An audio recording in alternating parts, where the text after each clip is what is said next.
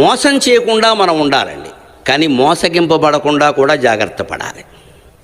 నేను ఎవరిని మోసం చేయలేదు, కానీ నన్నే అందరూ మోసం చేసి అది నీ దోషమే, సవరించుకోవాలి. దాని ద్వారా సానుభూతి సంపాదిద్దామని చూడద్దు. కలియుగంలో ఎప్పుడూ ధర్మం ఏమిటంటే మనం మోసానికి లోను కాకుండా ఉండాలి అంటే ఎదుటి వాళ్ళని మన పట్ల ఏం మాట్లాడుతున్నారో ఏం చేస్తున్నారో ఎప్పుడూ ఒక కన్నేసి ఉంచాలి. ఎవరిని పూర్తిగా నమ్మద్దు. నమ్మాను అని చెప్పేవాడిని కూడా సగమే నమ్మమన్నారు.